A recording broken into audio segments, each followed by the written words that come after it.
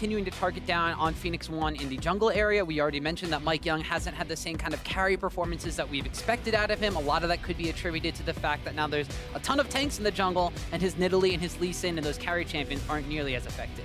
For sure, and we are on 7:15, like you said, so as you can tell, GCU throwing a lot of AD carry pins at Arrow there, looked pretty upset about it, shaking his head. He did not want to see all those Kalista and Caitlyn bans being thrown at him.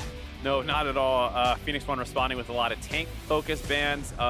GCU are a team that generally plays a little bit slower. This is something that was their story in spring split of the NACS as well, but Phoenix was more lane dominant and they would try and get those leads and spread them out.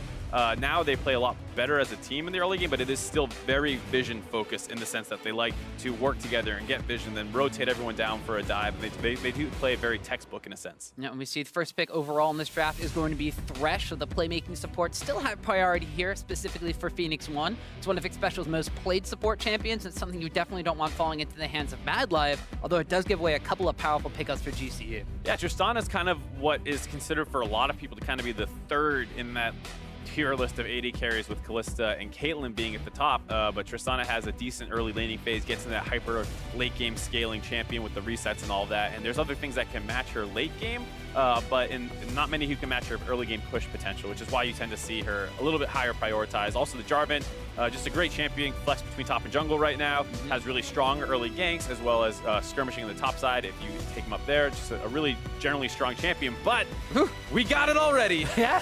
They're just going to lock in the Nidalee right away for MikeYeung, so maybe putting his carry pants on himself. That may wind up putting Zig on tank duty in the top lane, but we'll have to see. Still a lot of draft ahead of us, and well, as I mentioned that, it looks like they're going to pick Zig's champion right away, and they go for the Renekton on the top side, so not the tankiest of champions, but P1 kind of returning to more of the aggressive playstyle they've been known for. Yeah, I mean, you can't really think of a more aggressive start to your draft than Thresh, Nidalee, Renekton, all early game playmaking champions, and that was kind of their identity when they were kind of having that small resurgence in the middle of the split, was they would just skirmish people so aggressively and so hard early on that they would scrap out these advantages, the game would get very bloody, and it's no longer this slow and controlled game that a lot of teams like to play, a team like GCU. So if Phoenix1 can execute on this playstyle that they were doing so well before all the tanks became meta, they might be able to grab an advantage here versus GCU. Well, looks like they may have to do it against some comfort pickup here from Goldcoin United as they do lock in the Gnar, solidifying Jarvan into the jungle for Santorin, but more importantly, giving Solo a champion that he's played, one of his most played throughout the NACS entirely, and one of the champions that he's historically performed on and had some really good teleport play. Teleporting into a team fight, you have the Narvin kind of combination. This is Goldcoin United, who fight around objectives, use that vision control, and look for those opportunities. Yeah, and Solo has been one of the mainstays in the Challenger Series for a long while now. He's always seemingly in the finals, always pushing into almost winning a promotion tournament, but hasn't really gotten through and had his big break quite yet. And it would be very fitting if on the final promotion tournament ever, he's able to finally kind of solidify himself as a LCS starter and hopefully get a spot for himself. It does look like that Goldcoin United during this second ban phase are continuing to just harp down on Arrow's champion pool, trying to punish P1 for not matching kind of the AD carry pickup from Goldcoin United in the first pick phase. Then we wind up having a lot of playmaking potential taking away from Goldcoin United's side, though, as P1, they ban away the Taric, which Madlife has been a big factor on, but also the Orianna, which is one of Fly's most played champions. Yes, I am expecting P1 to maybe go for something like a Jhin here. Who knows? I mean, there are tanks on the enemy team, but they're mostly health stacking tanks. They don't necessarily build a lot of armor right away. Could see the Draven if we wanted to double down on that kind of aggressive playstyle. Arrow did play it a couple times in the closing weeks of the LCS, I believe, but looks like they're going to instead go for the boring old Varus. Well, maybe not as aggressive as you would think the Draven to be, but Varus can wind up being a bully in lane, so we'll see how it stacks up against the Tristana. He does have Thresh to kind of save him. You know, one of the pitfalls of Varus is the fact he's not extremely mobile. Now you wind up putting the Thresh Lantern into the mix, and he's able to kind of get out of danger pretty much whenever he needs to. And of course, the Corki's going to be locked in last overall for P1. That's Ryu's most played champion by a long shot. Yes, so overall, they do have a fair amount of playmaking here on Phoenix1's side, but it's mostly going to be kind of a picky siege comp focused team that's going to have a lot of early game advantages that they'll try and transition. GCU, much more team fight focused with the Jarvan Gnar combination that you already said being a bit of a nuisance for teams. You see the Morgana counter pick, and then lastly the Cassiopeia coming in for Fly. Actually not too bad of a matchup into that Corki. Yeah, so the Cassiopeia is going to wind up having a bit of lane presence early game, but of course will scale into a late game monster, as will the Tristana from Goldcoin United. So definitely kind of having a bit of investment in their later game carries, whereas on the flip side for P1, we already mentioned they want to go hard, they want to go fast, they want to be aggressive. And their playstyle is not necessarily as team fighty. They're really relying on, I guess, their bottom lane to kind of start fights off. You have the Thresh hook and the Varus chain of corruption, and that's pretty much all of your CC. Yeah, you want to see for Phoenix1, MikeYeung get aggressively in Santorin's face, try and harass him off camps. Maybe if you're Thresh or Renekton get priority in their lanes, they can roam in and bring some of that CC that Nidalee is desperately lacking. And then you can start finding some kills, you get a gold lead. And then when you set up in front of a turret with Thresh, Nidalee, Corki, Varus, you have a lot of poke and a lot of ways to find either picks or just melt down turrets. So they're going to try and transition that early lead into pushing down around turrets. And on the side of GCU, like we said, huge team fight comp, going to be all about those engages. And Goldcoin United, we'll see if their kind of slow and controlled vision dominant style is enough to quell the aggression that Phoenix1 looks to be going for right out of the gate here in game number 1 of this entire best of 5 series in our final promotion tournament for the NALCS. And even though both teams get to play at least 2 best of 5s, you want to make sure you start things out on the right foot, get a victory here today, and make your road much easier from there on. Yeah, like they said at the analyst desk, all you have to do is win 2 matches, and you're pretty safe. You lose 2 matches, and you're out, so you don't want to start off the promotion tournament with a loss. Instead, you want to start off as aggressive or as controlled as you would like to be. P1 is the one that looks like they're going to be the aggressive comp. GCU, we'll see if they can kind of quell that aggression through their objective control, their vision control, and the stuff that has propelled them to a 3-1 victory over E United in the Challenger Finals. What's going to be surprising, or well, what I'm going to keep my eye on, is how well GCU can kind of keep up with MikeYeung, because the big thing with him, when you bring this insanely aggressive style, is if the other team's prepared for it or not. And you saw in North America, even after the first couple victories, people who have been scrimming against them or been watching their games closely understood that's how MikeYeung wanted to play, and they already started kind of indexing towards that, whereas when he went to Europe, no one knew this guy. No one knows how he plays unless you've done a ton of scouting on him, or if you've played them in scrims at all, which I'm sure they hadn't. You're not ready for how in-your-face he can be. And that's kind of what we're going to see for GCU here is, are they actually prepared for MikeYeung? Because he's basically set up to carry this game as we are known he can do when he's on the Nidalee pick. You might see a super leash into aggressive invades, and if GCU is not prepared for that because they haven't been in the NALCS playing against P1 over the course of the season, they could be on the back foot. And let's not forget that at this point in time, last split, Goldcoin United was in the promotion tournament and took Team Liquid and Envy to 5 games, and a lot of that came off of the back of our big questions were, can Santorin, you know, he has the stigma of being a ward bot, can he control the likes of Rainover in the jungle from Team Liquid? They took them to 5 games. Lyra from Envy in the jungle took them to 5 games, and more importantly, was counter-jungling Lyra when we thought that that wasn't even going to be a thing that Santorin could do. So as you mentioned before, MikeYeung might be the catalyst for P1, but it's up to Santorin to make sure that Nidalee does not run wild across the way. It was a very interesting promotion tournament last time around just because we had Doublelift joining Team Liquid right before that and bringing a lot of spark to them, as well as the fact that Envy, despite being the 10th place team, actually had a fantastic match record, or game record, excuse me, in terms of what you expect out of a 10th place team. So they were no slouches compared to what we sometimes see of teams falling out of the LCS and into the relegation spot. Here, you know, P1 and Team Liquid both ending their season on kind of down notes with some losses. You heard that in the intro a little bit. Both teams were very disappointed by their position here. Yeah, and to kind of parallel that, I mean, Team Liquid, they're in a very familiar spot as to last split. They came in as the 9th place team in the promotion tournament, are doing so again here. Phoenix1, they made it to playoff. They got championship points, which have now dissolved at this point because they're in the promotion tournament, but also, you see Ryu getting aggressed on here, that early Cassiopeia lane bully potential coming out from Fly. But P1 are in the same spot. Their game record overall, slightly better than Team Liquid's ending the split. So they did not necessarily think that they were going to be at this position whatsoever. But I mean, as you mentioned, they have parallels to Envy of Lassos. MikeYeung getting a little aggressive with the Gromp, but he knows what he's doing. He's going to heal himself, dude. He'll be okay. Going to go for an early recall this time around instead of any of those aggressive paths. Does a 5 jungle camp clear to start out. Going to reset, shop up, and then get back onto the map aggressively. And you see just how fast that Nidalee is, getting a 5 camps to just Jarvan's 4. He did do Krugs, which is a little bit slower of a camp. But overall, this is Nidalee's kind of style. You don't always need to be in their face.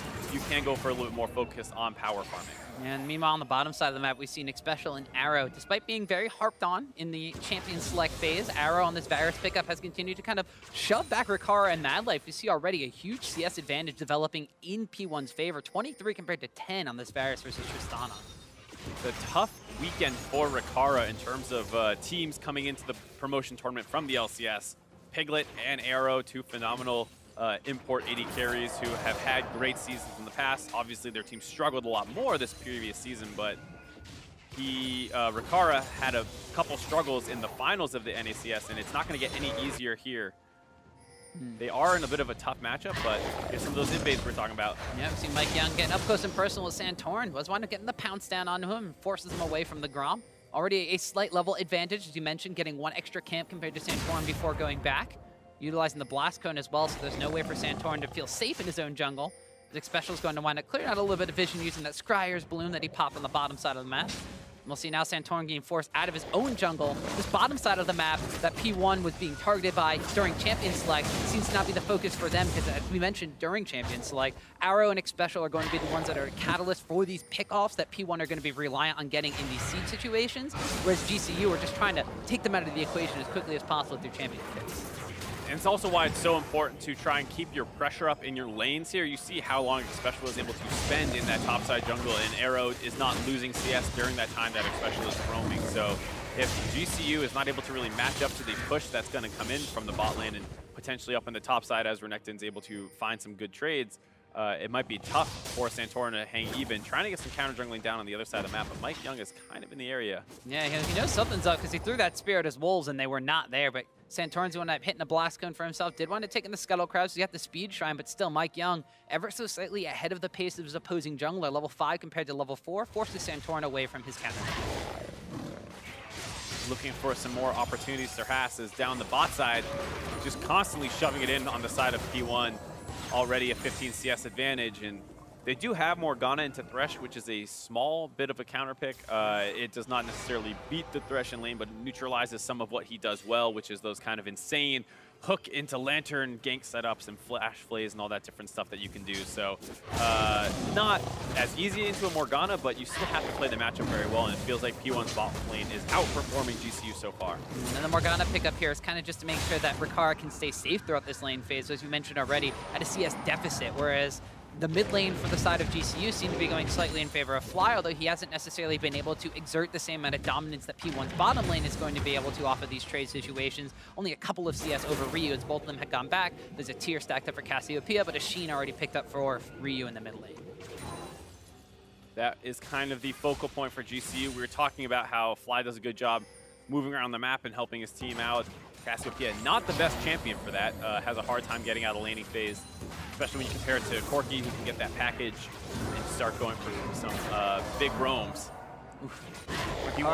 Feeling the pressure right now, 600 gold down already from P1's early game comp.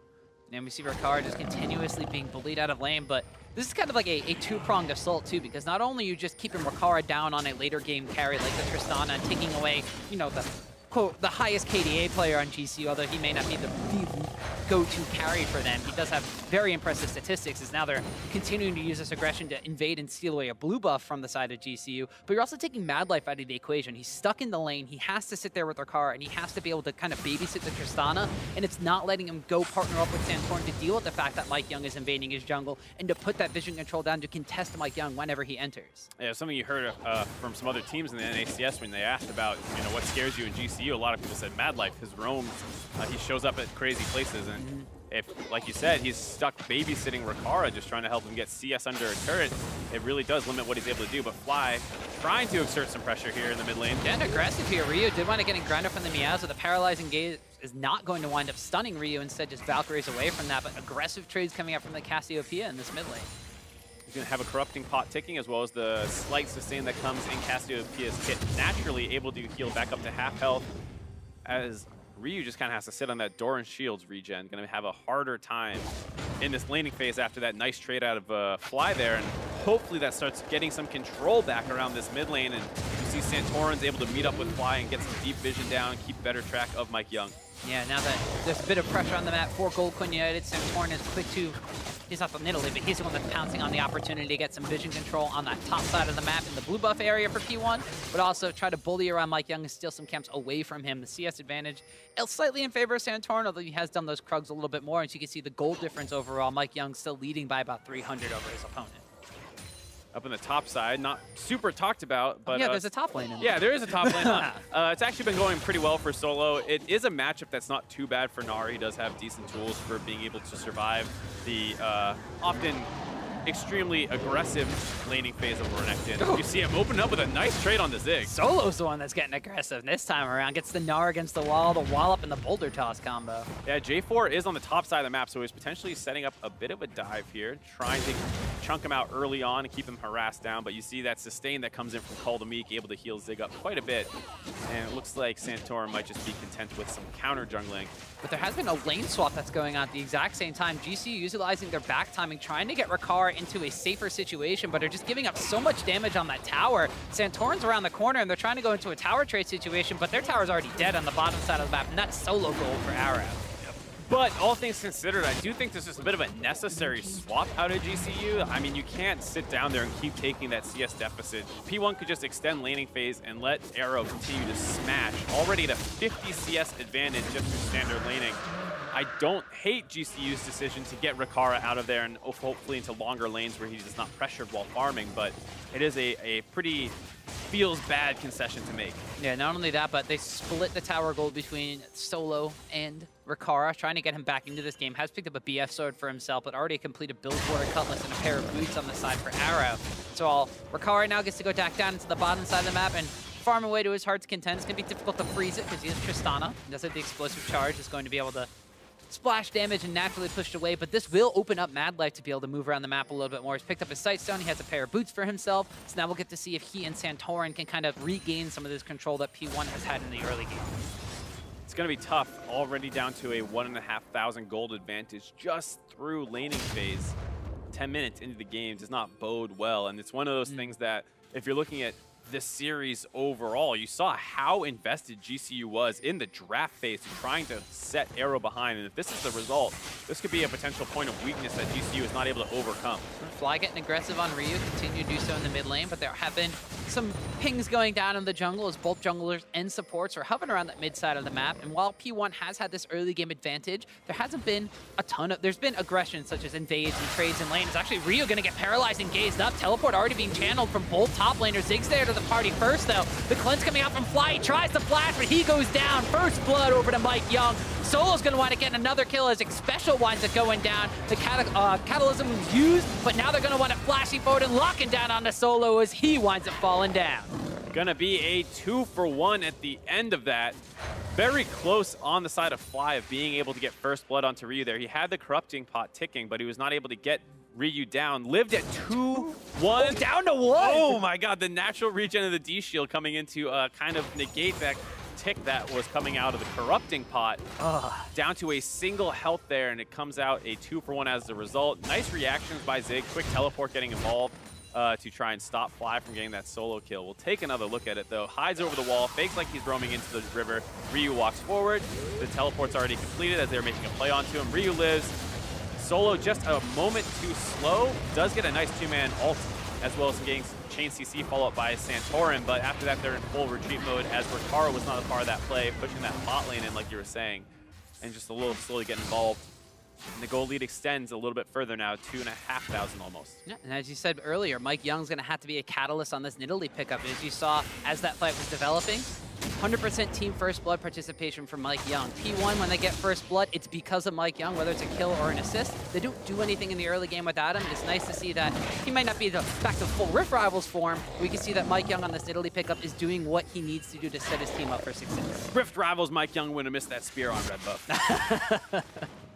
Like I said, he's not quite back up to full form yet. This is not even his final form. This is just his early game form. All things considered, though, for P1, this is the ideal start that you were hoping for. MikeYeung's able to get a small advantage on Santorin. Early game, their bot lane and Arrow are hard smashing their lane. Ryu's holding on versus Fly, who is kind of the main focal point for GCU.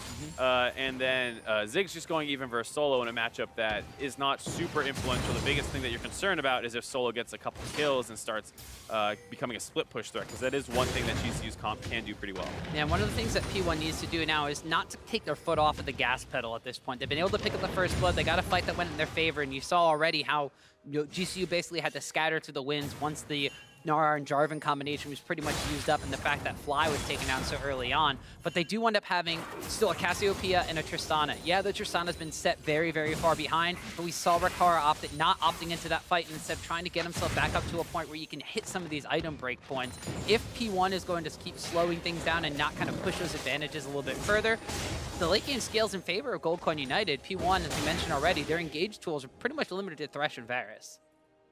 It's one of those things that you're a little bit surprised to see P1's bot lane return down to that bottom lane. It's something that they'll always have pressure in, but it is a harder turret to work on potentially. That said, with how well Arrow and Xpecial are performing compared to their counterparts, they can just keep setting up here. MikeYeung can rotate over, and Nidalee form has that red buff on as well. That auto attack gonna do a little bit more to that turret. And this is kind of what we were talking about. P1 gets an early game advantage, and then they start sieging around turrets. They're turning their comp online here, and GCU is struggling to keep up. Yeah, we saw a pair of zoning skill shots being thrown at as Rikara just kind of stood still to dodge both of them, but he did wind up losing that inner tower on the bottom side, which will give them a bit of dragon control, which is something that P1 did not necessarily have a lot of in the LCS, but because of the vision control that GCU has got throughout the Challenger Series, was one of their strong suits. So P1's going to be taking away one of those additional win conditions, we'll call it that, from Gold Coin United. It's going to be boding extremely well for them as this game now crests into the 15-minute mark. About a 3,000 gold lead for P1. So MikeYeung going to continue doing what he does best, get aggressive onto Solo and forces him back. P1 grouped up around mid a little bit. Solo had the push on the top side. P1 backs off the turret because they feel him kind of coming up there. MikeYeung spots him in the river, hops on him, just some trades, and both teams back away. GCU are eventually going to need to find a big teleport flank of some kind as P1 continues to set up around these turrets. P1, with the fact that they have this huge pressure advantage, they can do a lot of different lane setups. They can keep Ryu mid and just have him hold on versus Fly because the Varus is doing so well compared to the Tristana. You can keep the Varus in the side lane in that situation. Or you can do what they seem to be going for here with Varus going to mid lane, put the Corki in a side lane, and go for more of a 1-3-1 setup. Yeah, well, that mid lane tower is also taking a little bit of damage from their rotation earlier on when Nidalee was dueling with the Gnar over on the topside river. And Ryu does have the package available on Corki, so he can rotate over at a moment's notice. We see now that already a very early QSS picked up for Arrow as well, so not only just content to the fact that he's gotten this advantage over the Tristana, but making sure that he doesn't wind up giving it away at this point in time, going for that extra kind of cleanse summoner spell he doesn't have taken on his kit right here, but going to make sure he stays healthy against these Morgana Dark Bindings and against the Cassiopeia, knowing that the lane assignment is that he's in mid lane against these two. It is still a little surprising to see it. It's a very defensive purchase. He is so far ahead of Rikara that he can afford to index into some defense and still keep his damage up for the game. But it does feel like, given the fact that it's only a Morgana binding or a Cassiopeia ultimate, two things that oftentimes as an AD carry you're just kind of expected to outplay initially, it does feel like it might be a little too defensive. And man, you're a Varus. You don't have a lot of mobility, so you gotta Thresh, man. Yeah. Click the lantern. You could click the lantern. Turn your back when the Cassiopeia ults you. Can't click the lantern if the Cassiopeia puts miasma down, however. And QSS will not help that. That also won't help that, though. We can see now that Arrow with his gold advantage in the mid lane continue to push up about 1,600 gold over Rikara's Tristana, who is kind of now just moving into the mid lane to kind of match it. We see the Thresh Lantern being taken there. He did click the Lantern, so he's taking himself alive, but Gold Coin United now indexing on trying to keep Arrow down in this mid lane. Now they're sending Zig on the bottom side of the map for P1 and Ryu up to the top side and pinging down that tower. With that trade there, it indicates to me that that's probably not the right lane setup because Arrow got chunked out so easily, so freely by Fly. As long as someone is kind of in the area that Fly feels safe enough to move up like that, or he has enough vision to say that he can take that 1v2 trade, you can see he's not particularly scared. Whereas when Ryu was in the mid lane, he just matched up even to Fly, wave cleared, and Arrow was able to pressure very aggressively around these turrets. We'll have to see after they grab this Rift Herald here for P1. It does not look like GCU is going to contest this, if they go back to that lane setup or not. Yep, so they send both teleports to the bottom side, and using Ryu's Corki to push up onto the top side of the map, they secure themselves a Rift Herald, so P1 now has that available, and we'll see if they wind up trying to brute force down this mid lane tower with that, or if they send Ryu back up to the top side to continue to split pushing away. They do send Rikara from Goldcoin United onto this top side, trying to give him a little bit of a free farm lane, but now Corki's going to get aggressive. Valkyrie's in forward. They has to use the Buster Shot from Rikara to force him back, but still, tons of damage being done to Tristana. I mean, if Ryu can find looks like that in the side lane, then it's absolutely fine for him to be up there. He's going to be able to get some alone time on this turret. MikeYeung moving up to potentially help work on it. It's close to full health as Solo had control for most of the lane phase. Santorin moves up as well to try and defend it, but he need a lot of poke. That's true, and Ryu's already got the completed Trinity Force and Sorcerer Shoes on this Corki, so he's packing a bit of a punch with those missiles.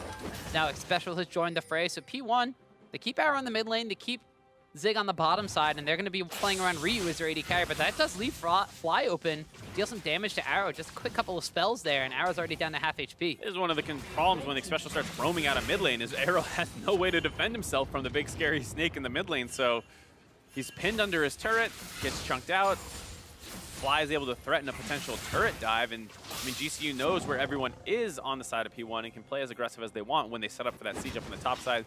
That said, P1 did get the turret. And so they get the turret on the top side, and they're going to rotate down towards the mid lane here. Ryu and MikeYeung trying to get some poke damage down. They do want to get in a little bit on Madlife and Fly. The spear does not wind up landing, though. They've been able to take that top lane tower. They've rotated into the mid lane. Of course, MikeYeung still has that Rift Herald trinket, the Eye of the Herald, in his inventory. We'll see if they pop that one with everybody pretty much grouped up around mid and try to brute force this down. Ta-da! Yep, good call. GCU does not have the best wave clear, but they do have the potential to engage. It's going to do a lot of damage to the turret, but they're going to do a little bit more. So Rift Herald gets one fateful charge. Does not knock down the tower, so unfortunately not getting that mid lane tower down. However, it did do a large chunk of damage, and like you mentioned, the siege situations for P1's composition are going to be where they wind up shining. They have to be very careful of Solo and Santorin getting the Narvin combination down into like a counter engage, but they can poke them off this tower, they might be able to take it down. But everybody grouped up here from GCU, they're able to clear that wave pretty fast. They're able to clear the wave, but P1 did have good vision control, as well as the fact that the Gnar is sitting in the lane helping wave clear. So I feel like a situation where P1 might have been able to walk up a little bit more aggressive to try and finish that turret off, but it seems like they were happy with the damage from the Rift Herald. They know that they'll be able to grab it eventually, and instead go for a reset there as Ryu grabs the second pack of the game, uses it mid lane. Getting aggressive on the Fly. As I say, they could siege with this one, but instead they're just going to wind up brute forcing Fly out of the lane because of it. That should be enough to knock down that tower. Hey, land some poke. Fly chunked down to around 25% health, and now no one's left to really be able to walk forward and stop this turret from going down. There it goes. Fourth tower of the game going down for P1 as all the outer towers are now taken down. Got a Mountain Dragon and an Ocean Dragon on their side as well, so P1, they're playing this one fairly straightforward. I mean, they got advantages on the bottom side of the map despite being targeted down in Champion Select. Arrow getting 4 AD carry bans out of the 5 total bans from GCU in their Champ Select phase. They were able to capitalize on that bottom side and continue to keep about a 40 CS advantage over his counterpart. MikeYeung was getting some aggressive counter jungling done early on, but more importantly, secured his team first blood. They got Rift Herald. They got about a 5,000 gold lead. Things are looking pretty good for P1. We'll just have to see how they transition that to the Baron, because eventually they'll probably want to take that one down. Their team comp is not particularly tanky with that Nidalee pick, and that's one of the areas a Nidalee comp can struggle at, is that when you are ahead, you don't have someone who can tank that Baron damage. You get chunked down low. Nidalee does have sustain with her heal to keep herself a little bit healthy, but it's still scary that if a Jarvan and a Gnar come flying into the pit with you and start CCing you up, that Baron's going to do a lot of damage to you. And that is the concern, because Renekton's probably going to be up on the top side or something, dealing with the Gnar, trying to keep him pressured in. So that's the big question. How will P1 transition the Baron, if they even choose to? I mean, there are still 2 inner turrets left on the top and mid side they can potentially look at as their next objectives. Yeah, anecdotally, P1's kind of Achilles heel this split has been that Baron play. They've had leads against some of the top teams in the league, like TSM, like C9, but they've struggled around those Baron pit fights and areas, and just not even the fact that they have a hard time committing to finishing the Baron or finishing the fight, just the fact that they don't necessarily have the control around the pit, and they get these steals away from them that completely turn the game around when they have leads like this. So Goldcoin United, as you mentioned, having the ability to jump into the pit and having the CC to turn that around could be a devastating thing for the side of P1. They still have a lot of other things on the map they could go for, like the second Mountain Dragon of the game, which will definitely help them take down those remaining 2 outer towers. Oh yeah, 10% bonus true damage to this turret. Ryu instantly puts it to work, starts mowing down on this one. GCU have a hard time kind of contesting. up on the top side, people were working on vision control around that Baron, but P1 was down at Dragon, and now they're grouped up mid, going to take this inner turret as well. Yeah, so Goldcoin United kind of caught on the opposite side of the map. They wound up losing a tower because of it. Zig taking a bit of a precarious position, tries to slice through a wall. That one's a little bit too thick to dice through. But P1 are just going to be able to back away from this one. There hasn't been a lot of kills in this game, but there's definitely been a lot of objectives, mostly in favor of P1. 3 dragons, 5 towers, and a lot of... And this was one of the things that people criticized GCU over, was that they tend to play a little slow, and they want to grind you out. And P1 may not have found all the kills that they were looking for in the early game because they want to skirmish so aggressively, but they still found the pressure at the right times and at the right places. Xpecial was able to get out a laning phase and help MikeYeung steal away Gromps and things like that from Santorin to give him a lead. At 20 minutes in, he had about a 1.4k gold lead for MikeYeung, and Arrow was at 1.9. So those two factors for P1, the aggressive Nidalee pick and Arrow absorbing all those bans and still coming out with a lead, have grown all the way now to a 6,000 gold lead. And keeping Madlife in lane was a huge factor. And you saw, just taking a look at the mini-map, there's a ton of blue vision down in the blue buff area for the side of Goldcoin United. So Madlife and Santorin haven't had the same kind of controlled vision play style that they usually had in the Challenger Series. But nowadays, or right now at this point in time, they're not being able to commit to these engagements. They're being a little bit too cautious because, as you mentioned, they play slow, they play controlled, they like having secured area before they engage on their own terms. They just haven't had that security this game so far. And it's one of the things that you might not ever find in a game like this, assuming P1 does their job of controlling vision and all these things. You'll have to take a scrappy fight and look to outplay. You're not always guaranteed to find the perfect teleport flank ward for solo when you're on the back foot. And that's one of the things that they've always struggled with, was the more scrappy game plans, the ones where it's just going to get bloody early on. That's how in the finals, E United were able to steal a couple games away, was from a more aggressive early games. And here you see, once again, GCU struggling with that. Solo trying his hardest to split push down onto the Renekton. Yeah, we see Dominus being popped immediately. Yeah, they have the Corki coming in as well to bring up some backup. But here you see why Solo and this Gnar pick is such a menace in the side lane. So hard to keep locked down. Yeah, we had a good dice over the wall there from Zig to try to cut off the escape of Solo, but just kind of used him as a bit of a little launch pad to hop himself even further away. It's one of those things where against most champions, you're like, haha, I predicted where you were going to go. But for Gnar is like, great, thank you for the extra 500 range on the jump away from the Corki. So Goldcoin United, Solo on the bottom side of the map, keeps himself nice, healthy, and alive. Now we see that P1 are transitioning a bit of that vision control up towards the Baron Pit area, but Goldcoin United are here in the area and ready to try to contest that. As you mentioned, Mark, Goldcoin United may have to wind up buying into some of these scrappier engagements, which seemingly are P1's strong suit, but it's a scrappy engagement around the Baron Pit area, and you have the better teamfight comp. GCU might be able to come out ahead, but P1 are going to put them to the test. Double Mountain Drake shredding through Baron immediately, and that just goes down before GCU's anywhere close. Woo! You talk about fast Barons. That was so quick out of P1 there, and the double mountain, like you said, as well as the fact we were talking about Nidalee as a jungler, doesn't tank it as well. She does do a ton of damage to Baron, so if you're able to find an isolated situation where you're not needing to worry about the engage, you can just go full aggro on it, and Nidalee does a ton of damage, as well as the double marksman composition for P1 here. Grabbed himself a free Baron 26 minutes in. Well, P1's avoided one of the pitfalls of their NA/LCS split so far, which has been giving away Baron or losing a fight in the Baron pit. So they have secured themselves the Baron, but now the big question is going to be, how do they utilize this? What do they get off this Baron power play? Is it going to be kind of like those one-and-done Baron pushes, or is it going to wind up being something that they use to break into the base, take an inhibitor, and fall back? Or are they going to get a little too overconfident now and try to dive through some of these towers and give away their advantage? I would hope not to see a dive out of this comp. It's, like we said, one of the ones that's going to want to do exactly what they're doing right now. Set up in front of a turret, hit it a couple times, it'll drop, and you have Thresh who can sit back with a lantern to try and save someone if it looks like the enemy team is posturing for an engage, or the Thresh can walk up aggressively as well, look for hooks into the turret, and then chunk people out with a Nidalee, Corki, and Varus poke.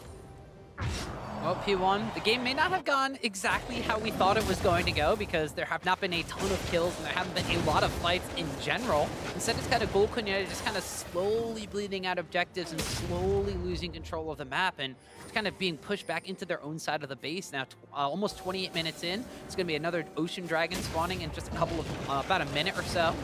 And this is going to just be P1 getting complete dominance of the map. They're pushing up every single wave. The top lane reset a little bit because they just wanted taking that tower, but will start pushing back in their favor in just a couple of seconds. Zig was already on the bottom side of the map pushing up that wave. Now it's going to rotate to mid and just take potshots at this tower. Eventually, GCU is going to have to try to do something or they'll just lose the game without fighting whatsoever. You see a triple buffed up Corki, big one, rocket, chunk out the entire backline at GCU there. Ryu's starting to hurt a lot, as well as the fact that GCU have not had much time to build up their tank stats. That's one of the things that their comp should have is better survivability when they go for an engage or something like that, but they've, one, never found an opportunity to, and two, the lead that P1 got is so large so quickly that they don't have the tools to negate that damage.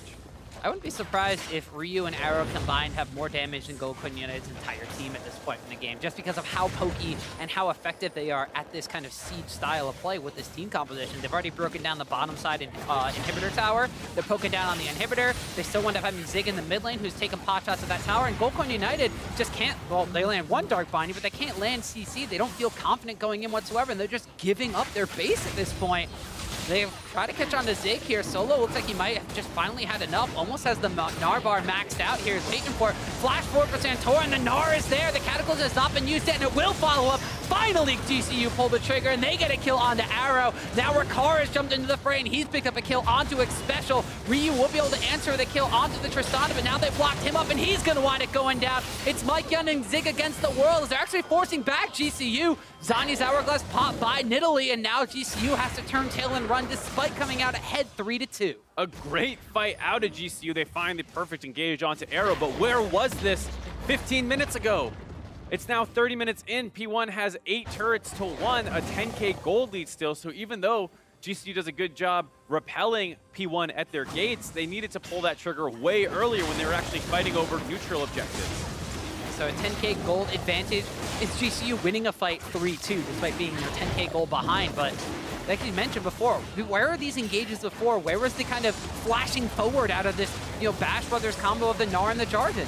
It's something that when you look at how that fight started, it's not particularly impressive. It's not like Solo had a monster flank that was perfectly timed with his Gnar bar. He was sitting at half health. They threw a black shield on him. He ran forward and auto-attacked until he finally hit Mega, and then there was a flash follow-up from a Jarvan. It's a play that you ostensibly could have made at any point in the game if you just grouped the Gnar and built a meter up. And it's the kind of thing where, yes, there's not a specific instance in the game that I can recall where I'm like, I can't believe GCU didn't pull the trigger there. But there weren't also many instances like that where they just grouped up and even looked for a fight. Yeah, we see about a 4,268 gold Baron power play for P1, so they utilized that one quite effectively. They got themselves an inhibitor on the bottom side, they got themselves an inhibitor tower, they got the outer tower on the top side of the map, so very effective usage of that Baron buff. They lost the fight at the end of everything, but they still wanted coming out with a 10,000 gold advantage over Goldcoin United. Now they have the pressure on the map. The bottom side is going to have to be answered by Goldcoin United eventually, and Solo's already all the way down there. So the next Baron that spawns in a little less than 2 minutes could just be the one that P1 needs to end the game. In P1's shoes, though, I would like to see them continue to play aggressive here. The bot inhibitor, like you said, already down. You have a mid lane inhibitor exposed. You can try and group up, just be a little bit more respectful of GCU's potential engage there, as Arrow was very far forward in that situation. Be a little safer around it as you push into that mid inhibitor, and you can leave someone up on the top side to potentially look to take that top inhibitor turret by themselves. Yeah, we see already Ryu rotating up there with the package. Is going to be Corki on the top side of the map, while Zig is now grouping up be the front line for the rest of P1 as they try to bash down onto this exposed inhibitor in the mid lane. Good black shield prevents the chain of corruption from locking down Rikara. He's able to just rocket jump himself out of there. So that's already one of the engage tools that P1 has, the limited amount of engage tools they have already down. And it looks like that would be the go signal here. Santorin's going to jump into the side as Ryu hasn't joined the fight out quite yet. They hook on the Madlife, but now Solo goes in against the wall. The QSS is popped from Arrow. Paralyzing Gauge doesn't really lock down onto anybody, as now Solo's going to be forced out of the fray. GCU tried to pull the trigger at that point, but P1 was ready for it. Almost able to find another opportunity onto Arrow, but this time the defensive tools come up clutch. Xpecial is able to lantern him away with the first engage, able to QSS out of the second one. Rikara hopped a little bit too far forward, had to flank around the right side as GCU no longer has any engage tools to try and stop that inhibitor from going down. Fly just shoots his petrifying gaze out there, hoping to catch somebody, but not able to. Ultimate. doesn't wind up landing, as that GCU United have lost a mid lane inhibitor as well. Because the only objectives left on the map are the ones protecting their Nexus and the ones on the top side. Baron's going to be spawning about 10 seconds. P1 are trying to force them into a fight around this Baron pit area, because otherwise they'll just wind up going for it. Solo, though, almost transforming into Gnar. Does not quite have his ultimate available, though, when he does transform. So this could be a little bit dangerous for GCU if they just kind of walk in blind, but P1 waiting on the side of their blue buff area, trying to lay a trap, but GCU are content to put a couple of wards down. And GCU needs to be careful just because Zig still has his teleport available, and the fact that P1 has been pushed up for so long, he could even do a tricky just teleport over the wall behind them play. Instead, looks like they're going to focus down to this Baron. Ooh, it's already down to about 5,000 HP, and the teleport has now come out from Solo, and P1 are just like, all right, we got what we wanted. The teleport play is not there. Now you can't defend against these two waves of super minions. Just teleport in.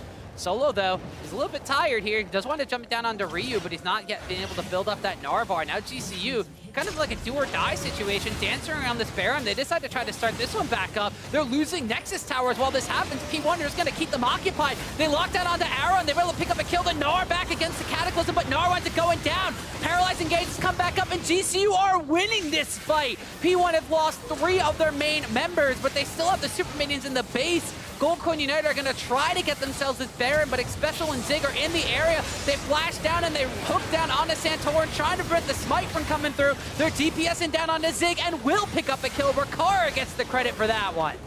Oh no, Dom. Just like we've been saying this whole time, P1 struggles around the Baron buff. They do the right play. They started off, they bait the teleport. They have the super creeps down in their base working for them. But Zig goes for a wraparound flank on Renekton, and GCU just runs it right up the middle with no front line available to protect this very squishy core of P1 anymore. They're able to find engage onto Arrow again. So there you see Zig wrapping all the way around. And once again, this just starts with Arrow too far forward and Solo building Narvar as he just auto-attacks with Arrow. Eventually, though he does die, he does find a couple people to knock closer into his team, and the follow-up is there. GCU is able to blow up the jungle, AD carry, and mid laner all at the same time. And this is what we were talking about. Now that we kind of hit the 35-minute mark, Rikara's been able to get himself into pretty much late-game Tristana build. He's got, the full Energizer, rapid-fire cannon, static ship, Infinity Edge on par. He's also got a Lord Dominic's Regards to rip through what little front line that P1 actually has. And the Cassiopeia at this point, fully stacked Rod of Ages, Saracen Embrace, Morello Namacon, she's at her late-game carry potential as well. So P1's early-game composition, their Pokey and Siege composition, not their team fight around Baron composition, are going to have to be all on the same page to try to combat GCU and their stronger later game kind of carry-centric stuff. So when Zig is not there for the front line, we saw how disastrous it can wind up being. You need some way to stop GCU from just running at you. And other than Xpecial potentially laying the blocks down, that doesn't necessarily stop a Gnar jumping in or a Jarvan EQ Flash R combo the way a Renekton can if he's just in the way and stuns him up. And here you see now GCU finally getting some pressure back in their favor, already cutting that gold lead down to 4,500. Yeah, and that's just by taking their second tower of the game. So through these kills, through these CS advantages, they're able to build up on people like Solo here, and now gotten Rikara back into the lead, but he's flipped the advantages. Arrow had the 40 to 50 CS lead. Now Rikara has the 30 CS later game lead here on the Tristana. So closing the gap to less than 5,000 gold, and only 2 towers have been taken by GCU. Yeah, a lot of catch-up gold available for the challenger squad here. P1 are trying to stabilize. They don't want to give up any more neutral objectives. You see both teams kind of hovering around this Elder Dragon. GCU has no dragons for themselves, so they wouldn't get that much of a burn from it. But obviously, if you're able to keep that off P1, that's a huge benefit as well. Oh, yeah. GCU needs to find some way to continue to slow the game down. You want your inhibitors to respawn. You don't want to end up in a 50-50 smite situation at this Elder Dragon, because if P1 wins that, you probably lose the fight. And they just want to continue to play slow and look for another opportunity here to find a good engage. And as we've seen in 2 of the fights that they've won, they haven't been the cleanest engages in the world. I mean, Solo died as he did that, as he just traded auto attacks with Arrow in order to build his Narvar, trading his health for engage opportunity, essentially. Well, one of the things we were talking about GCU in the early game was the fact that sometimes they play a little slow. So if they need to slow the game down and wait for inhibitors to respawn, they're the kind of team that do it. But they are going to want to catching down the Solo here. He's kind of wrapped around the outside, tries to leap away, but he gets flayed out of it. Has to burn the flash. He burned his Gnar ultimate as well. So P1 getting a very crucial pick here in this Dragon Dance. And more importantly, wasting the Baron buff of GCU. Even though they're still in the gold lead, I don't hate the idea of P1 just forcing this Elder Dragon down and going for a 50-50 smite. Oh, they want to take it as MikeYeung smites that one away, and now the Elder Dragon burn is there for a 5 stack. So any of this poke is going to hit like a truck, and GCU just have to run the heck away. Great decision-making out of P1 there. They find Solo off on the flank by himself, chunk him out so one of the 2 frontline members cannot walk forward to contest that Elder Dragon. You still have 2 Mountain Dragons and a very high DPS comp, so you can force it down very quickly. Santorin not able to get that smite off, and now, even though, like I said, they had the gold lead, they were on the back foot at that point in the game, but this gives them control once again. And as you mentioned already, Elder Dragon plus 4 Elemental Dragons. So they're going to rip through objectives with this, the Mountain Drakes. They're going to sustain themselves up with these Ocean Drakes. Look at the burn damage coming in. Yeah, Rikara dropped almost half health just with a single big one and then the burn after. Fly also getting chunked out extremely hard. You see how difficult it is for GCU to walk up because any stray damage that lands now has that huge extra true damage. And we see already the inhibitor going down. Meanwhile, though, the minions doing the work for Goldcoin United, getting themselves a 4th tower on the top side of the map. So their Baron power play was above average at best.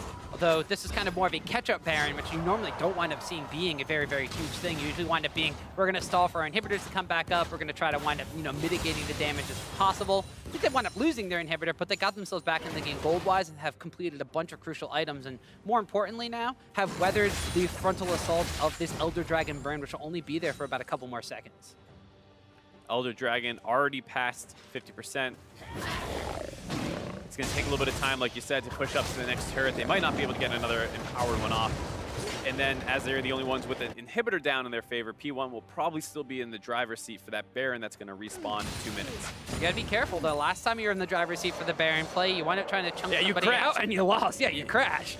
So you gotta have a great course. You gotta be very careful about your navigation around this Baron pit area, as this game that looked like it was gonna be over around the 27-minute mark has now extended itself to almost the 40-minute mark right here. As we mentioned, this is Goldcoin United's kind of territory. They like playing these longer games. They like being the ones to kind of slow things down and stay in control. And they like being the ones that, with their superior team fight composition, they get to the point in the game where one fight and done.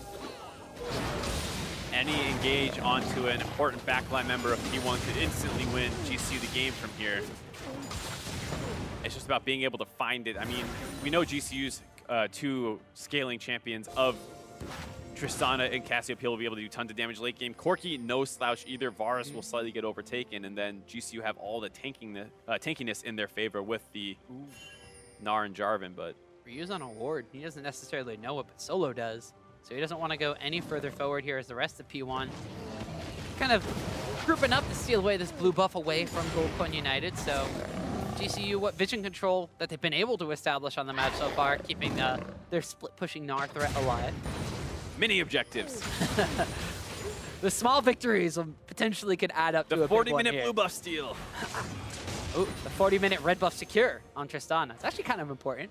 That is a little bit more useful, I will grant you. If Tristana is able to continue to kite out targets, has the longest range of any of these auto attackers in the game right now, is pretty useful. And we can see, though, that P1 are trying to look for the engage over the wall. Want to try to get something done while Solo is not ready and available in the fight. Gnar bar is going to turn minion just a little bit, as Ryu actually is the one that gets a large amount of poke there. Just one auto attack crit from Rikara, but he's got MikeYeung to heal himself up and get himself nice and healthy. It's how GCU trying to push up the mid lane.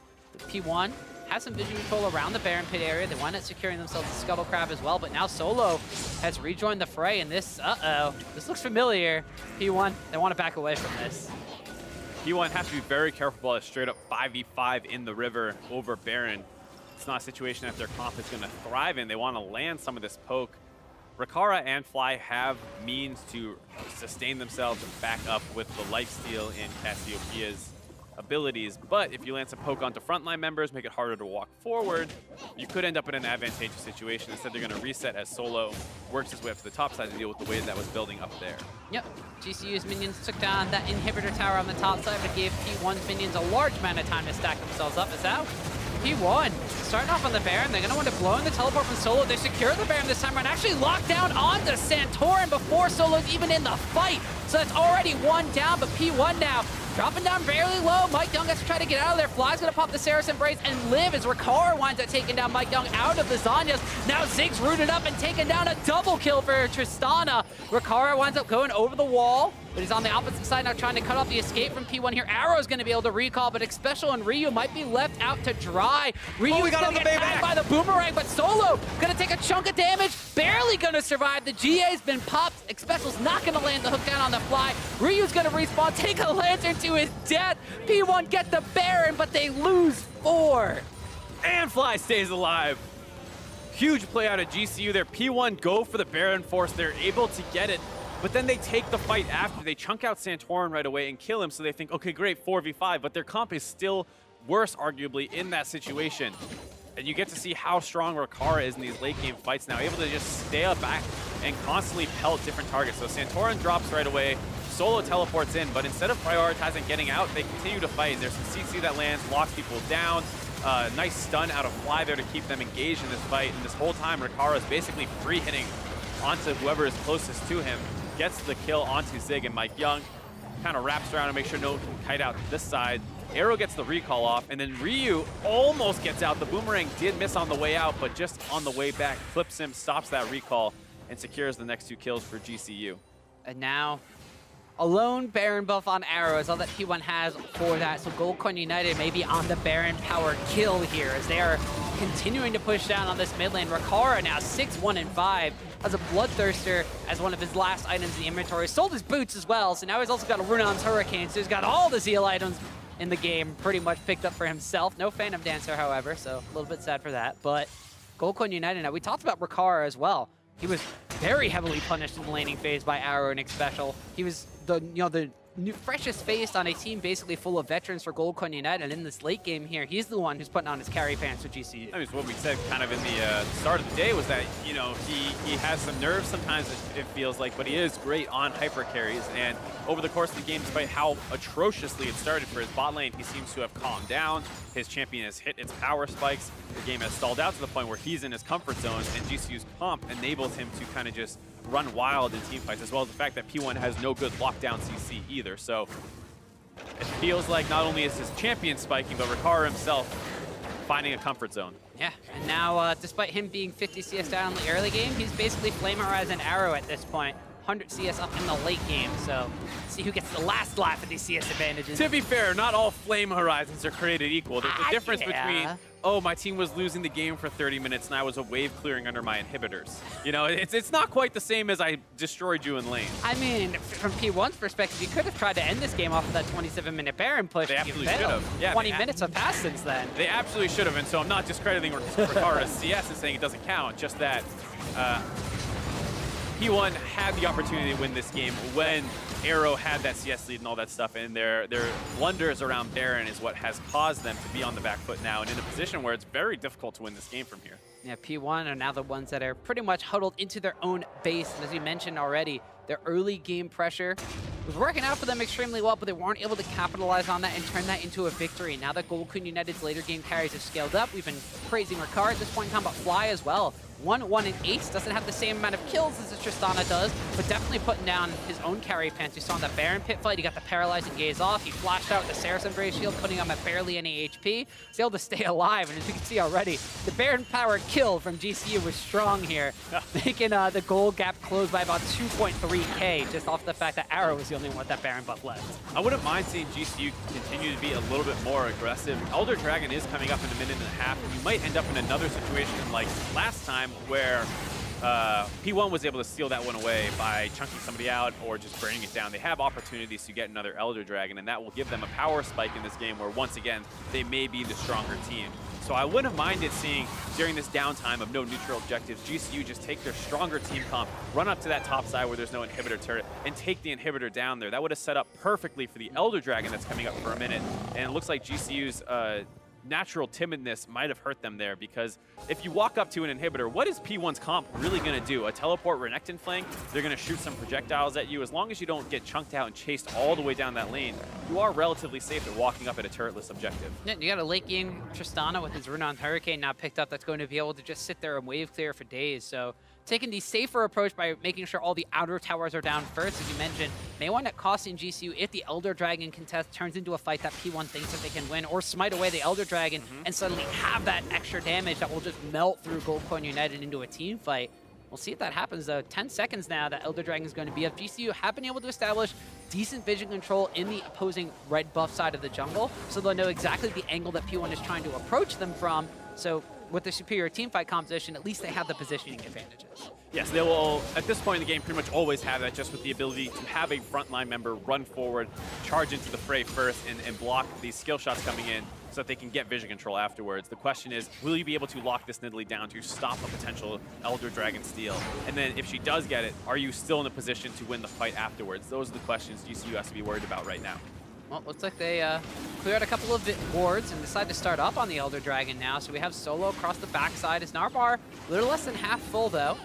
P1. Who's going to walk forward for P1? Yeah, we'll see. MikeYeung lands a spear, so the increased pounce range, but the Miazo's keeping him grounded, so he's not going to be able to go through that one. Elder Dragon does go over to GCU. It's not super impressive because it's the only dragon they've gotten this entire game, but more importantly, denies it from P1 and forces them away from a Baron now that's going to be spawning in about 40 seconds. GCU going for all the neutral objectives here. They get the Elder Dragon.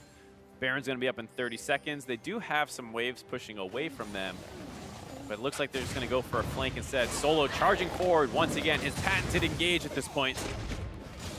Aha! Run at you. My favorite kind of engage in League of Legends. Who needs gap closers and fancy schmancy jumps? Well, I guess he technically has a fancy schmancy jump, but it's not that fancy. Just jump forward. Ooh, we might be in a base race situation here. P1 says, hey, you can take the Baron. We're just going to run straight towards these inhibitors. They're taking down the bottom inhibitor, lickety split, and now the mid one is potentially under threat. Jarvan's still kind of caught in the mid lane area, and Flies run all the way back. Now Goldcoin United have kind of just recalled into their own base. Santorin looking for a flank here. Flash away there from Xpecial, keep him alive. The box is laid down. Santorin's in the back line now. He's locked down onto Ryu. He's going to want to use the Cataclysm, but they've only locked down into Xpecial, and he's going to be the first to die. Fly picks up that kill. Flash finding lands onto Ryu, but he's able to Valkyrie out. The poke damage is there as Goldcoin United's health bars are dropping. Solo is going to transform. There's nothing, though, as the two carries flash away, but P1's a bit split up now. Goldcoin United are going to have to fall back because of the poke damage. They picked up one. That's about it. And that top wave that they never dealt with has now pushed into their top inhibitor turret. Looks like that one is getting very low as well. Going to drop here to minions most likely. And that's a smart play out of P1, it would seem, rotating down to that bot side while GCU's focused around the Baron. But it almost resulted in the game throw out of them. They got extremely low. The engage failed, but it opened up the Baron for them to secure away as well. P1 have been able to get that Baron buff now for themselves. But you mentioned something about game throw, and Rikara is trying to make this one the one that P1 throws away. Arrow goes down as Rikara is dominating. Oh, this is one of those situations where P1 keeps forcing such risky plays and getting away with it by the skin of their teeth. Pinning themselves up in that bottom lane could have been disastrous. A great engage out of Santorin, locked down multiple members, but Solo was just a little too slow to get involved in that in terms of building up his Gnar bar and then actually securing it onto the backline members. I believe he had his flash available there and went for the less guaranteed ult instead of going for a flash ult. The members were able to get out alive, and then they go and take the Baron away as well. GCU still on a bit of a power play, though, with Arrow down. Yeah, Arrow's dead for 35 seconds. GCU look like they might just be trying to win the game right here. A big damage threat from P1 is unavailable, and Goldcoin United have a 5v4 situation. So Zig's going to slice and dice his way in. Solo, the Gnar bar is ticking up, though. He's going to be ready to transform in just a couple of seconds, but Rikara's already kind of on the front side. MikeYeung trying to go for a bit of a flank. Ryu's actually in the back, in the base. He's going for the Nexus. This has turned into a base. I didn't even see Ryu going down. Somehow, some way, P1 will win game one. P1 steal victory from the jaws of defeat. I didn't even realize Ryu had snuck down to that bot lane with the open inhibitor already taken from the previous play. He catches GCU trying to just brute force around mid lane with the one-man advantage, but they don't realize it's a two-man advantage as Ryu's actually in their base. P1 doesn't even look like they realized they won that game, and Goldcoin United are just stunned because they were seconds away from winning that game, just moments away from having that game be theirs, but it just gets stolen away from them after surviving for 30 extra minutes. When P1 had that first Baron buff, we thought it was pretty much GG. Goldcoin United held on, scaled up, had their late game, but like you mentioned, their overcautiousness, they're stalling out, they're waiting for the perfect engages. It costs them when you come up against like P1 that just takes what they can get. Yeah, exactly. I mean, P1's very, very scrappy in their style, and you saw it there. I mean, they felt like they were on the back foot, so they go for an all-in around the bottom inhibitor. It's a very risky play, but it paid off. And then they go for an all-in around the dragon. Baron. Arrow dies, but they're able to get that. And that kind of flusters GCU to the point where we're saying, while P1's playing the scrappy style, it's very hard for teams that like to play controlled to keep track of everything that's going on. And one of the things they lost track of was Ryu. Yeah, I mean, we lost track of Ryu. Yeah, everyone lost track. Everybody lost track of where he was going. There. I mean, I don't know if he picked up a package, just went over the walls or what, but you're in a situation where GCU basically had a 5v4 situation. They were brute forcing down the mid lane. They didn't have the Baron buff on them, but they didn't necessarily need it. As they were just I'm just still like complete shock at the fact how close that game was to being GCU Game 1 victory. Absolutely. And if you go back over the course of this game, because there are a million of mistakes out of both teams where, you know, P1's first or second Baron attempt where they end up having Zig try and flank instead of just stalling out. There's a lot of different things you can look at. But the big thing for me was what happened in the bot lane very early on in the game, because what you're doing in a best-of-5 series is you're trying to look at what's repeatable, what's something that's going to happen between Game 1 and Game 2. And the comps won't necessarily be the same. The matchups won't be the same. You won't end up in these crazy situations. But is Arrow's domination of Rikara in the bot lane going to be one of the key features of this matchup? I mean, we already saw how Goldcoin United was afraid of Arrow, banning away multiple AD carries, although it could potentially swap, as you mentioned, best of 5 gives us a lot of kind of their own like mini meta of like, all right, you're banning away all these AD carries, if we take an AD carry early, who do you focus on in the ban phase after that? But as you mentioned, P1 had a very clear early game plan despite being targeted down from Arrow. Right, and I think you can see as GCU moves to the blue side, very easily they can ban away the Nidalee, but with how many bans you put down the bot side, what does it take to get Rikara out of laning phase even? Yeah, well, we're a bit flabbergasted with that one, so for more on that P1 win, let's check in with Degon and the analysts. Thank you very much, Tom. And guys, what a finish there. It looked like Goldcoin had it, and then all of a sudden, it was very obvious. Winning till you're losing. It was Goldcoin, and nope, it's actually Phoenix1. Ryu's been here before. Yeah, let's go ahead and take a look at that replay real quick, because you can't not talk about this game without looking at how close it was. Yeah, well, it's so dangerous because it's a 5v3 hold, and I think if Goldcoin would have realized that Ryu was backdooring, they would have dove harder.